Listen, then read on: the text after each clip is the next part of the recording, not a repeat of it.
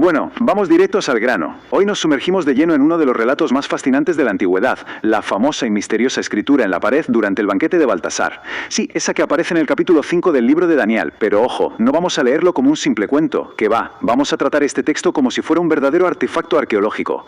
Esto significa sacar la lupa y hacer un análisis forense a dos niveles. Por un lado, desentrañando la lingüística pura, y por otro, enfrentando el texto cara a cara con la evidencia histórica más dura. Y claro, esto nos pone delante del gran misterio que tenemos entre manos. Durante siglos, los expertos se han roto la cabeza con una misma pregunta al leer esto. ¿Es una elaborada ficción literaria o una crónica histórica real como la vida misma? Para dar en el clavo, es absolutamente crucial que separemos las intenciones teológicas del autor, que son profundísimas, de las pruebas arqueológicas literales que tenemos hoy en día. Es literalmente como armar un rompecabezas gigante. Para no perdernos, esta es nuestra hoja de ruta. Primero, el misterio en la pared. Segundo, descifraremos el mensaje oculto. Tercero, la arqueología confirma detalles. Cuarto, las discrepancias históricas. Y quinto, el veredicto final.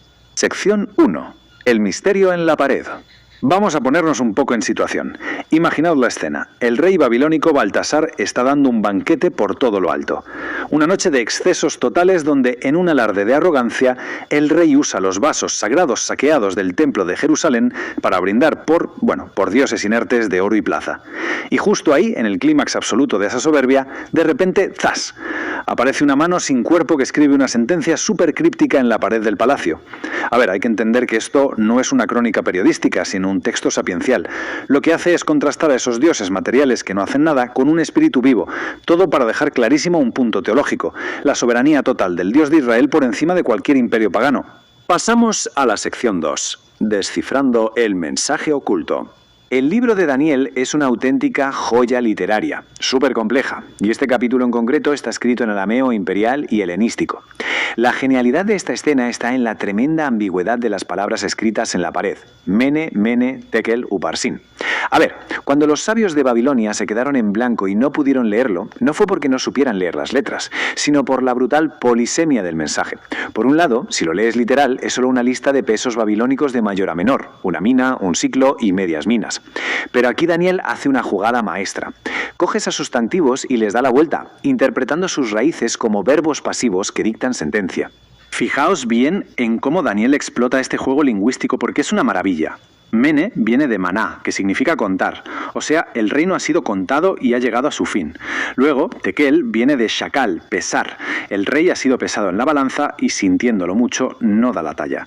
Y por último, Parsin o Pérez viene de paras, que es dividir. El reino se va a dividir. Pero atención, porque aquí viene el toque maestro del autor. La palabra Pérez suena exactamente igual que paras, que significa Persia. Un juego de palabras fonético brillante para decir que el reino será dividido y efectivamente entregado a los persas. Es un dominio del lenguaje verdaderamente espectacular. Sección 3. La arqueología confirma detalles. Os cuento que durante muchísimo tiempo este texto fue un auténtico dolor de cabeza para los historiadores. ¿Por qué? Pues porque las fuentes clásicas griegas, como Heródoto, decían que el último rey de Babilonia había sido Nabonido, y de Baltasar no decían ni pío. Claro, muchos asumieron que el relato era un invento total, hasta que entre los siglos XIX y XX dimos con la clave gracias a unos descubrimientos alucinantes. Primero apareció el cilindro de Nabonido en Ur, que demostró sin lugar a dudas que Baltasar sí existió y que era el hijo mayor del rey. Y después, la crónica de Nabonido nos soltó otra bomba. Resulta que el rey Nabonido se fue unos 10 años a un exilio voluntario en el oasis de Taima, dejando a su hijo Baltasar al mando de la capital como corregente. Y justo aquí es donde la historia real y el texto bíblico encajan de una forma que pone los pelos de punta. Vamos a fijarnos en un número súper específico del relato, el 3. Cuando Baltasar está desesperado buscando a alguien que le traduzca la pared, le ofrece a Daniel una recompensa increíble. Le dice que si lo logra, le dará el tercer puesto de poder en el reino. Pero un momento, si es un rey absoluto, ¿por qué no ofrecerle el segundo puesto? Pues la respuesta es el típico momento de ¡ajá! Gracias a la arqueología. El puesto número 1 ya tenía dueño, Nabonido, el rey de verdad, aunque estuviera de retiro en Arabia. El puesto número 2 era para Baltasar, el hijo que gobernaba en Babilonia. Así que, matemáticamente, el puesto más alto que Baltasar podía ofrecerle legalmente a cualquiera era, efectivamente, ser el tercero en el reino. Es un detalle histórico de una precisión brutal que quedó ahí congelado en el texto. Vamos a la sección 4, las discrepancias históricas. Ahora, Hay que tener en cuenta que el autor de esta obra muy probablemente la compiló por el siglo II a.C., en plena persecución de Antíoco IV Epífanes. Así que, inevitablemente, se cuelan algunos anacronismos. La primera gran discrepancia salta en el árbol genealógico del rey. El texto insiste en que Nabucodonosor era el padre de Baltasar, pero históricamente el verdadero padre de Baltasar era Nabonido, un usurpador que no tenía nada que ver con esa dinastía. Sin embargo, en las lenguas semíticas de la época, la palabra padre se usaba mucho para decir predecesor en el trono. Parece que el autor fuerza un poco esta conexión a propósito para lanzar un mensaje moral. Contrasta el orgullo de Nabucodonosor, que al final agachó la cabeza, con la soberbia absoluta y destructiva de Baltasar. La segunda discrepancia tiene tela y es sobre cómo cayó Babilonia. El relato nos pinta una película de Hollywood, una caída súper violenta esa misma noche, con el rey asesinado de golpe tras el banquete. Pero la historia real, confirmada por el cilindro de Ciro y la crónica de Nabonido, nos cuenta una versión bastante menos peliculera. El 12 de octubre del año 539 a.C., el general persa Ukbarú entró en la ciudad con una estrategia maestra y de forma totalmente pacífica, sin grandes batallas. Nabonido fue capturado después y aunque es muy probable que Baltasar muriera en alguna escaramuza por ahí, de ningún modo hubo un saqueo apocalíptico y destructivo esa noche.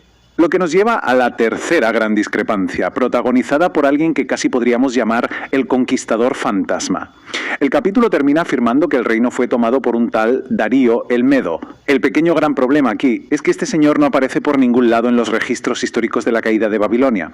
Sabemos al 100% que el verdadero conquistador fue el persa Ciro el Grande. Entonces, ¿qué pasó? Pues los historiadores tienen clarísimo que el autor del siglo II mezcló la identidad de Ciro con la de un rey posterior, Darío I. O quizás con el general Ukbarú, que al fin y al cabo fue el primero en pisar la ciudad. Si miramos el panorama general, vemos claramente cómo chocan y a la vez dialogan la literatura y la arqueología. Baltasar sale como rey en el texto y la arqueología nos aclara que era el corregente, lo que hace que la recompensa del tercer puesto encaje a la perfección. Una pasada. Pero por otro lado, con el tema del conquistador y la caída de la ciudad, se nota a leguas la libertad creativa del autor. Cambia a Ciro por Darío el Medo y convierte una conquista estratégica y súper pacífica en un juicio nocturno dramático a más no poder. Y por fin llegamos a la sección 5, el veredicto final. Después de poner frente a frente todo este juego lingüístico arameo con las pruebas arqueológicas, la conclusión es súper interesante y tiene dos partes. Primero, es innegable que el texto tiene un núcleo histórico totalmente real. La existencia de Baltasar y esa extraña situación de tener dos reyes a la vez fueron hechos históricos reales que seguramente sobrevivieron siglos gracias al boca a boca de la robusta tradición oral judía. Pero segundo, ese núcleo histórico se envolvió más tarde en un formato literario apocalíptico y didáctico. El autor se tomó sus licencias narrativas porque para él transmitir un mensaje teológico de esperanza y justicia frente a la persecución era muchísimo más importante que escribir un libro de historia súper riguroso. En definitiva, Daniel 5 es una obra maestra, una fusión absolutamente brillante entre una memoria histórica real y una narrativa teológica profundísima. Es el ejemplo perfecto de cómo los autores de la antigüedad no separaban los datos fríos de las lecciones espirituales. Para ellos, todo formaba parte del mismo tejido, hilos que debían entrelazarse para darle sentido a nuestro mundo y, sobre todo, a los grandes imperios humanos. Y para cerrar nos llevamos esta reflexión. Pensad que durante siglos la mismísima existencia de Baltasar se consideró un puro mito simplemente porque nadie había desenterrado todavía el cilindro correcto en las arenas de Irak. Sabiendo esto, es imposible no preguntarse si estos textos antiguos son capaces de entrelazar de una forma tan magistral la historia real y la teología que otras verdades gigantescas ocultas a simple vista en textos milenarios están ahora mismo esperando a que la arqueología del futuro encuentre la llave para descifrarlas. Ha sido un análisis interesantísimo. Muchas gracias por acompañarnos en esta exploración.